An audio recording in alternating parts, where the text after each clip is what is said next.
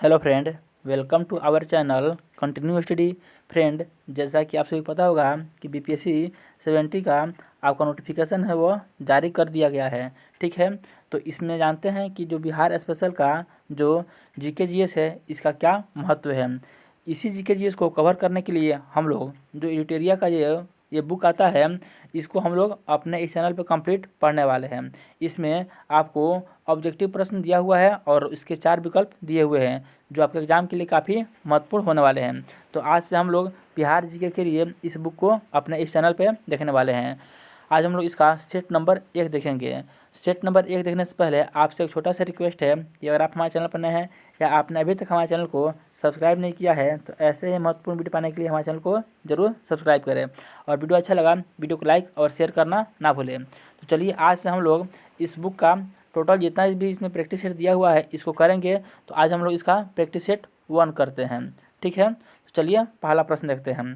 पहला प्रश्न दिया हुआ है, बिहार के किस भाग में सर्वप्रथम पूरा पाषाणकालीन औजार प्राप्त हुए हैं।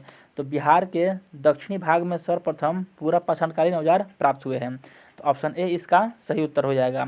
बिहार को जानने के लिए सर्वाधिक प्राचीन साहित्यिक स्रोत कौन सा है।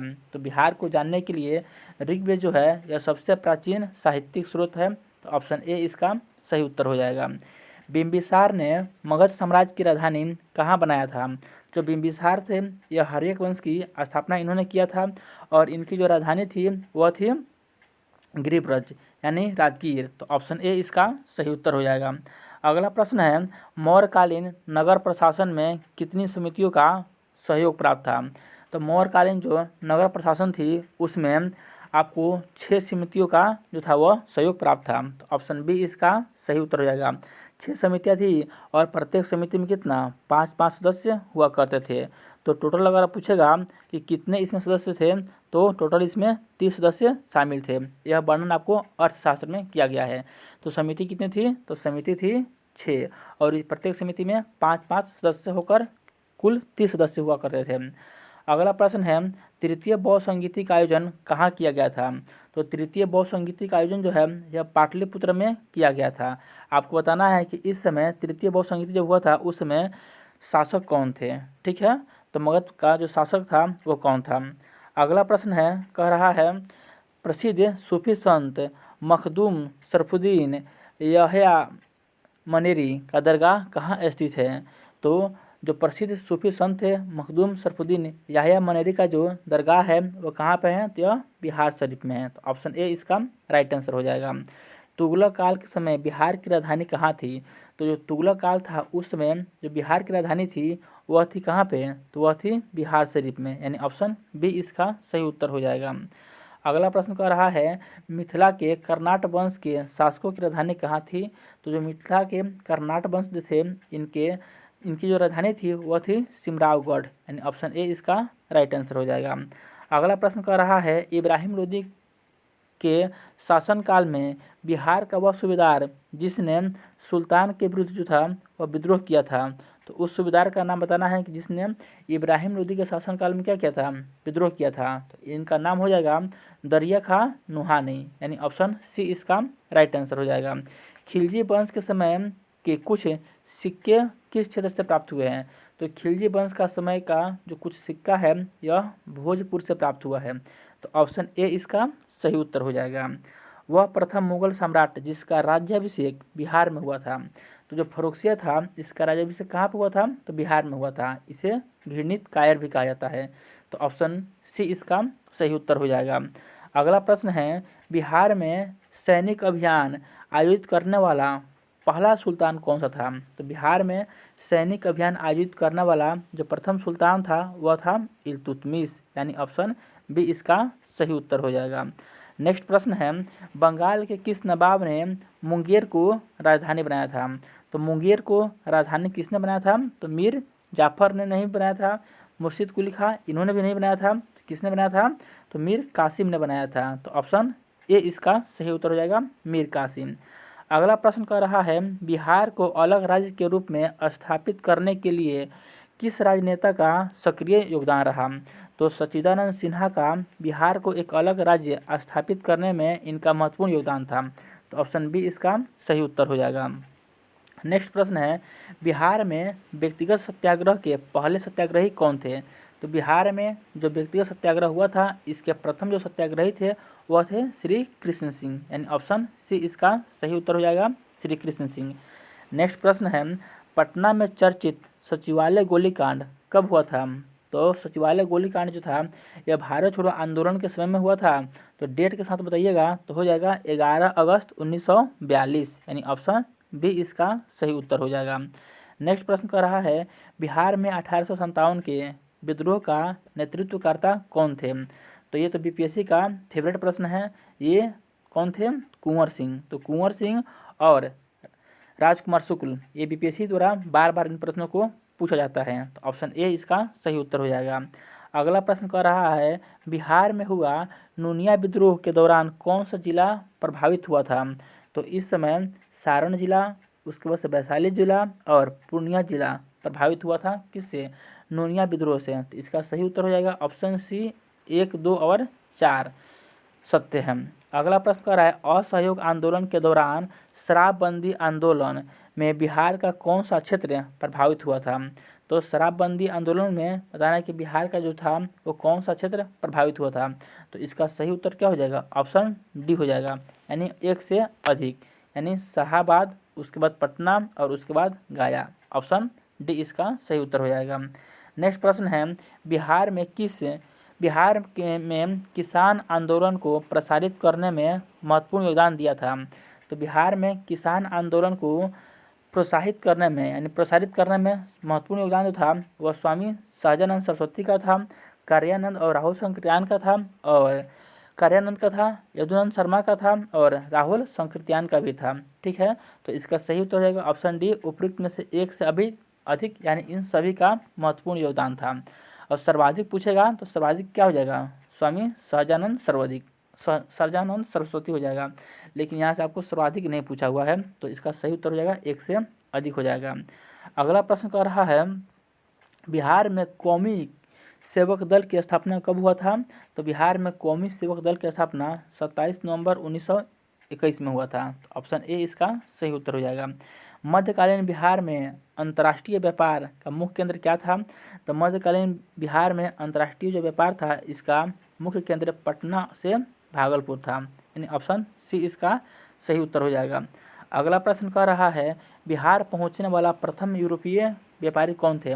तो भारत पहुंचने वाला प्रथम यूरोपीय व्यापारी और बिहार पहुंचने वाले प्रथम यूरोपीय व्यापारी दोनों एक ही थे। तो कौन थे? पुर्तगाली थे। तो ऑप्शन बी इसका सही उत्तर हो जाएगा। बिहार में होम रूल आंदोलन के अध्यक्ष कौन थे?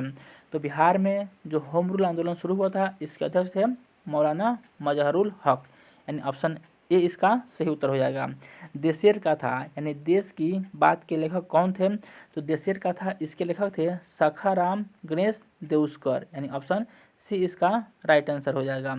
नेक्स्ट प्रश्न कर रहा है, बिहार प्रांत का गठन कब किया गया था? तो यहाँ पूछ रहा आपसे कि बिहार प्रांत का गठन कब किया गया था? तो 22 मार्च 1912 को, और इसीलिए 22 मार्च को क्या करते हैं? बिहार दिवस के रूप में मनाया जाता है। ठीक है, अगला प्रश्न कर रहा है, भारतीय संविधान के किस अनुच्छेद के अंतर्गत राज्यपाल द्वारा मुख्यमंत्री की नियुक्ति की जाती है? तो राज्यपाल के द्वारा मुख्यमंत्री की नियुक्ति अनुच्छेद 164 के द्वारा किया जाता है। तो ऑप्शन सी इसका सही उत्तर हो जाएगा। राज्य का वास्तविक प्रधान निम्न में से कौन होता है? तो राज्य का वास्तविक प्रधान पूछा है, तो वास्तविक प्रधान तो मुख्यमंत्री होते हैं। वहीं आपको वैधानिक पूछेगा, असंवैधानिक पूछेगा तो राज्यपाल हो जाएंगे, लेकिन यहाँ से आपको वास्तविक पूछा है तो इसका सही उत्तर हो जाएगा ऑप्शन बी, मुख्यमंत्री। अगला प्रश्न कह रहा है, पंचायती राज संस्थानों में महिलाओं को 50% आरक्षण देने वाला भारत का पहला राज्य कौन है? तो इसका सही उत्तर हो जाएगा अपना राज्य बिहार है। ऑप्शन डी इसका सही उत्तर हो जाएगा। बिहार विधानसभा में अनारक्षित सीटों की संख्या कितनी है? तो बिहार विधानसभा में जो अनारक्षित सीटों की संख्या है वह है 203 है, यानी ऑप्शन सी इसका राइट आंसर हो जाएगा। नेक्स्ट प्रश्न कर रहा है, स्वतंत्रता पश्चात बिहार में पहला चुनाव कब कराया गया था? तो स्वतंत्रता के बाद बिहार का जो पहला चुनाव था वह 1952 में कराया गया था। ठीक है, तो ऑप्शन सी इसका सही उत्तर हो जाएगा। बिहार के किस जिला में सोमेश्वर की पहाड़ी स्थित है? तो जो सोमेश्वर की पहाड़ी है यह बिहार के पश्चिमी चंपारण जिला में स्थित है। तो ऑप्शन सी इसका सही उत्तर हो जाएगा। यह हिमालय का ही पार्ट है। अगला प्रश्न है, विधान परिषद में सदस्यों का कार्यकाल कितने वर्षों का होता है? तो विधान परिषद में जो सदस्य होते हैं इनका कार्यकाल 6 वर्षों का होता है। ठीक है, इसके 1/3 जो सदस्य हैं वह प्रत्येक 2 साल पर रिटायर होते हैं। इसको भी याद रखिएगा। अगला प्रश्न कह रहा है, राष्ट्रीय आपातकाल के दौरान किसी भी राज्य में विधानसभा की अवधि में एक बार में कितने समय के लिए बढ़ाई जा सकती है? तो एक बार में 1 वर्ष के लिए इसको बढ़ाया जा सकता है। ऑप्शन ए इसका सही उत्तर हो जाएगा। बिहार में पहली बार राष्ट्रपति शासन कब लागू किया गया था? तो बिहार में पहली बार 1968-69 में राष्ट्रपति शासन लागू किया गया था। तो ऑप्शन ए इसका सही उत्तर हो जाएगा। अगला प्रश्न है, 2011 की जनगणना के अनुसार बिहार में ग्रामीण तथा शहरी जनसंख्या का प्रतिशत क्रमशः क्या है? तो बिहार में जो ग्रामीण जनसंख्या का प्रतिशत है वो हो जाएगा आपको 88.7% और जो आपका शहरी हो जाएगा वो हो जाएगा आपको 11.3% हो जाएगा। तो इसका सही उत्तर आपका हो जाएगा ऑप्शन बी। शहरी जनसंख्या आपको 11.3% और ग्रामीण जनसंख्या आपको 88.7% हो जाएगा। ये बिहार की बात किया जा रहा है। अगला प्रश्न है, 2011 के जनगणना के अनुसार बिहार की जनसंख्या भारत में तीसरा स्थान पर है। पहले और दूसरा स्थान पर कौन सा है? तो 2011 की जनगणना के अनुसार सबसे अधिक जनसंख्या वाला राज्य जो है वह उत्तर प्रदेश हो जाएगा पहले स्थान पे, और दूसरा स्थान पे महाराष्ट्र हो जाएगा, जबकि तीसरा स्थान पे कौन सा है? बिहार है। तो ऑप्शन सी इसका सही उत्तर हो जाएगा। पहले स्थान पे उत्तर प्रदेश और दूसरा स्थान पे महाराष्ट्र हो जाएगा।